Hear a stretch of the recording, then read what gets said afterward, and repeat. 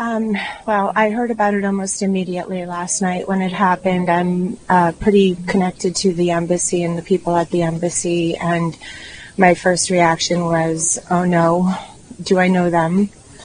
Initially, we heard that there was one person dead and multiple casualties, and then we learned as the night unfolded that this young couple was murdered in cold blood, leaving an event that was actually to discuss additional humanitarian aid to Gaza. And then we learned more over the hours that they were both peace activists who worked for unity amongst Arabs and Israelis. Talk to us about the sentiment or the conversations between, the Jewish community here. What is the feeling right now that resonates amongst all of you here? It's gone back and forth all day long. Initially, it was just absolute gut-wrenching sadness, then anger, because this has been going on in D.C. and in all the cities across America and the West for 20 months. And I spend a lot of time on Capitol Hill, and I'm chased constantly because I wear a Magen David, and because I wear a yellow hostage ribbon, and because I show my Judaism proudly. So, the community, I'm very connected to the Jewish and Israeli community here, and we've just gone through so many different emotions throughout the day. Obviously, it's mostly just absolute sadness that these two young lives were taken so early and senselessly. Are you concerned about the safety of Jews here? Absolutely.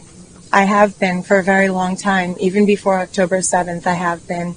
I've been calling it out for over a decade in this area, in my children's schools, locally. Am I more concerned now? Absolutely, because what are we seeing all over the internet after last night? We're seeing people calling to kill the Zionists on the internet, blatantly kill the Jews. My name is Sigal.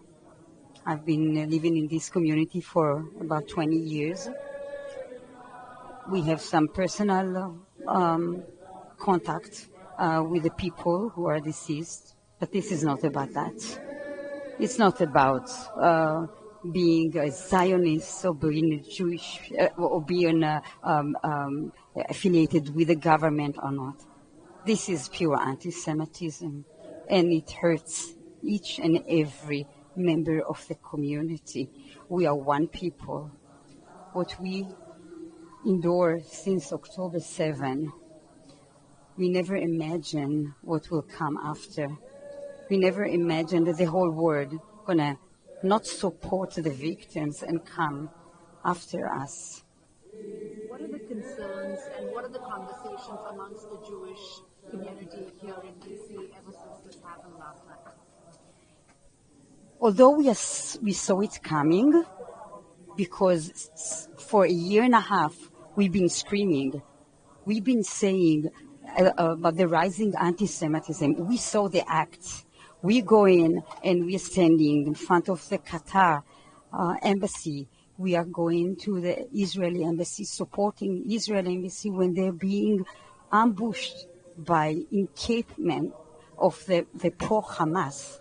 We were there to support them, and we saw the acts. We hear the voices, the words, the threats.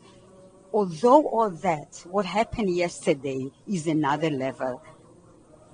Washington, D.C., although it's not the first time, and we had other attacks on Jewish communities, but on the name of freeing some people to kill two innocents who got nothing to do being Israelis. Nobody asked them if they are Israelis.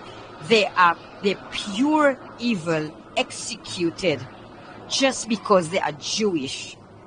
And this is what we are all thinking now. I'm thinking about my family. I'm thinking about my boys in college because I see what's happening in college. I'm thinking about my brothers and sisters here We are afraid to go around. We don't want to be afraid. We want to be strong and resilient and to say, yes, we are not going to stop.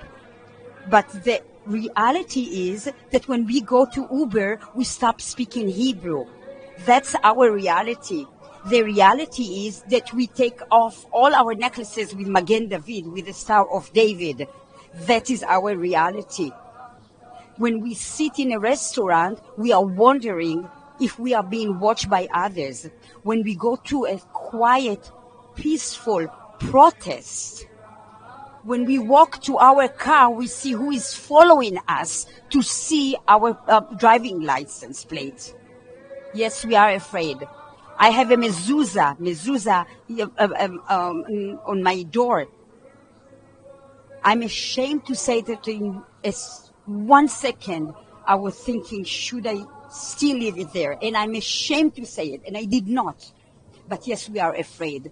I'm not afraid to say we are afraid. Why? Because we need protection. Because what America came to, this is outrageous. And all the nice words that all the government people say, and the mayor of DC, we saw it coming. We saw it coming. We were screaming for a year and a half. And the feds and the DC Police Department and the mayor of DC and everybody around Maryland and around Virginia, no, this is not our job to deal with. Yes, we are afraid. Talk about the prayers and the hymns that are going on right now. What does this really mean? Is it a special prayer for the deceased?